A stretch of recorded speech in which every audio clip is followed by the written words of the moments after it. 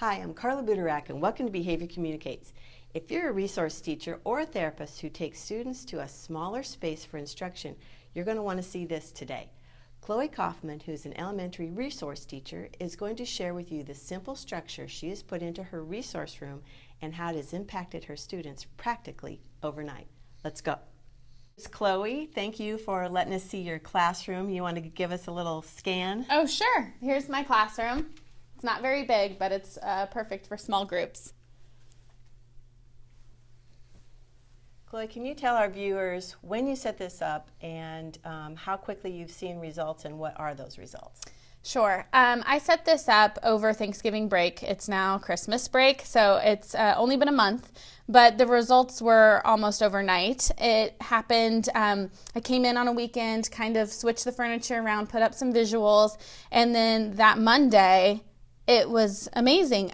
So some of the results I saw were students were no longer bothering one another because, like you saw in the offices, they can't really have that opportunity. So they were working independently, which was another great success. They were doing the task without interrupting me. So I was able to focus on the students that I was working with in small group or one-on-one without being interrupted. Nice. And then, again, the organization has been amazing. I'm no longer having to waste time because there's visuals there. So the students know this goes here and there's no questions about it. So I feel like I've gained back all of my instructional time, and I just feel like it was a really big blessing. Awesome. Terrific for you and the students. I agree. All right. So Chloe, can you tell me what motivated you to put more structure in your room, what wasn't working for you?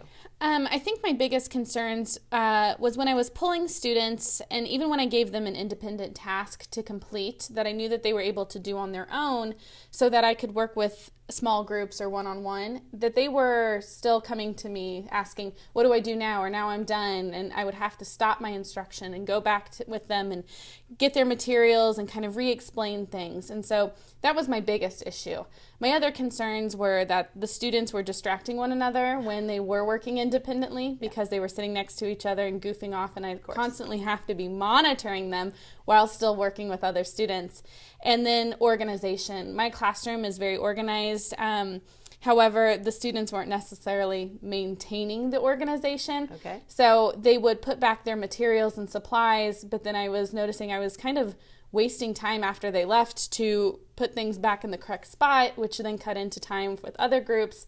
And so it got to be very tedious. Okay, so basically what you're saying is you were just losing instructional minutes because you weren't as organized as maybe you could be. Yes, exactly. Okay, so let's take a look at each one of your stations and explain what you've done. Okay, this is a small group station. This was already in my classroom that I set up, and I liked the structure of this. So you have your classroom teacher, and she can work either one-on-one or with up to 4 students at this table. Okay, the next one is, this is a new piece of furniture in my classroom. I like it because it provides little offices, and so I have 3 computers, headphones, and I've also set up work systems that are on Velcro that I can write and erase on. So the students that are in each office know what work they're doing, how much, when they're done, and what they do next. And every little office also has a little visual of a person going shh, so that they know to be quiet, because that's also a common problem in the classroom. So I have 3 total.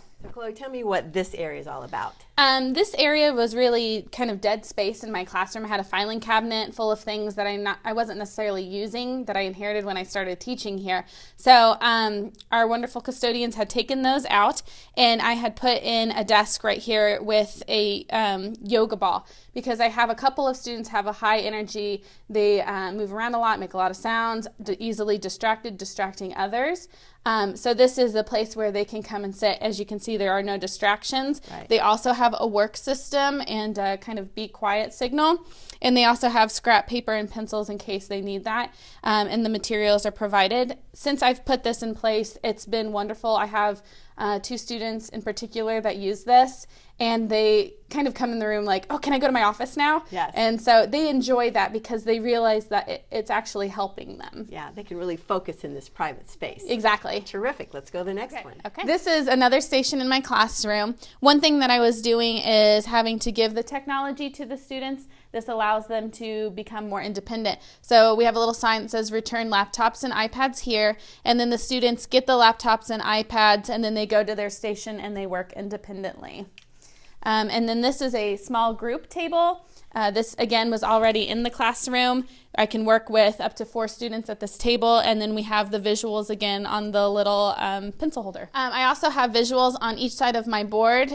This is a visual called an EET that the students use to help them with the writing process. Each color represents something that they're going to write about. And then on the other side, I have COPS, which is a good editing visual for capitalization, organization, punctuation, and spelling, so that I don't have to remind the students to do these things when we're working on our writing, but they're provided visuals so that they know that they need to be doing it, and it's a good reminder for them as well. Okay, and then this is another station. This is used as dual purpose as a cool down station for those kids that need an area to calm down and relax, and it's also used as an independent workstation. So again, I have a work system and a visual for them.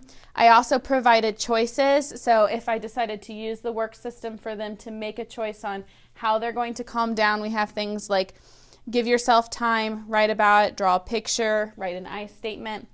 And I also provided visuals of these cushions I have so the students know that when they come over here, they can open up this cupboard and I have cushions in there for them to use.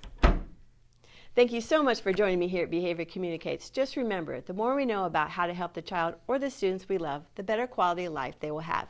If you like this video and want to be in the know, sign up for Behavior Communicates and you'll automatically get my weekly video and blog, plus other resources that I only share with my subscribers. Please share this video with your parents, teachers, co-workers, and friends on Facebook, Twitter, and all your other social media. You take care, and I'll see you next time.